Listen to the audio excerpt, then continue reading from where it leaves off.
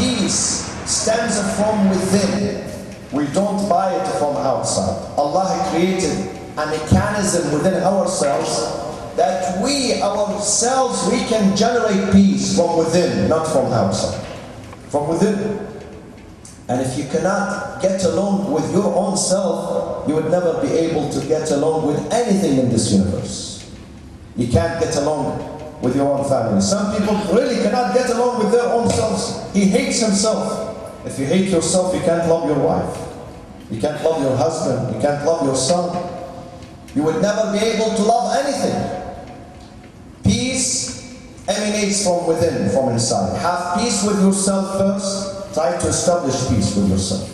And then inshallah you will be able to be peaceful with people around you. Allahu Akbar.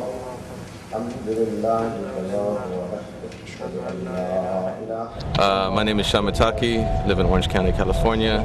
I am 38 years old. Been straight edge. We'll get into the terminology of that later, but been drug free since I was 18.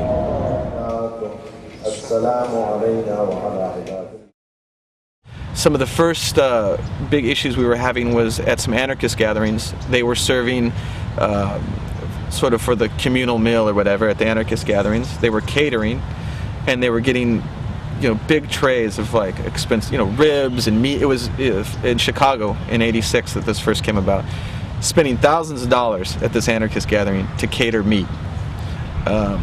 You're serving something that's oppressive at this gathering.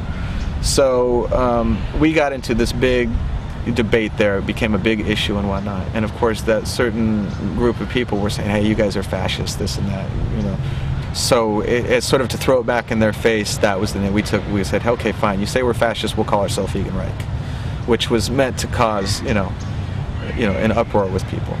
Now, some people to this day are horrified that that name was ever used. Our thing is like, hey, it's not inherently saying that if you knew any of the people involved, we've always fought. I mean, everybody in that band originally had many street battles back when we were fighting, as anarchists, we're fighting Nazi skinheads. So it's kind of like, we don't need to argue our credibility there. Like we've been there, in plenty of physical altercations over the years with Nazis.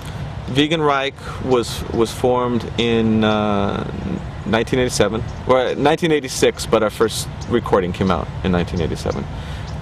Originally, that was actually right at that phase of me and another group of people in that transition phase from moving towards just the political anarchist type of scene into the drug-free scene. At that point, we're using the term vegan straight edge. And then there was some splits within that movement as well, as whether people, some people were vegan straight edge but not necessarily political, and that's, at a certain point where Vegan Reich moved forward and said, okay, hey, we, took a term, hey, we're hardline. Even if people disagree with you, in order to make the issue known, you have to come out as extreme as you can.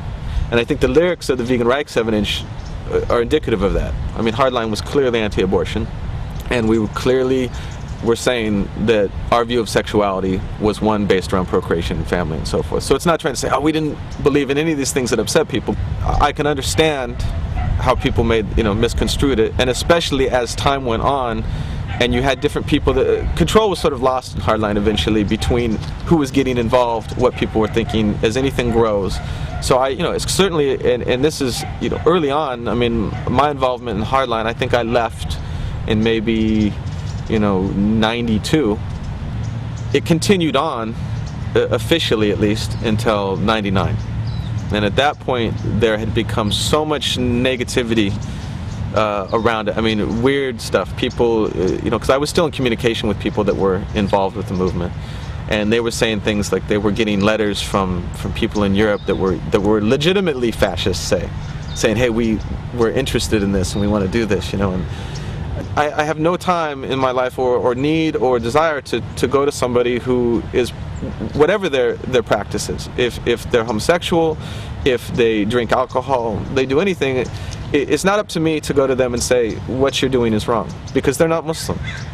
So for me, the difference becomes now is whether or not I'm speaking as a Muslim or someone that used to be hardline years ago and saying how they should do that. And on that level, I also don't feel comfortable with having moved on to something else in my life and going back and saying someone who is hardline and taking those things and saying, hey, you should change. You know, it's everybody's kind of got their own thing, and if they're going to be, that's their path, then that's what, you know, they're going to do, and they're going to have to kind of come to their own terms with what they believe in as they get older and whatnot.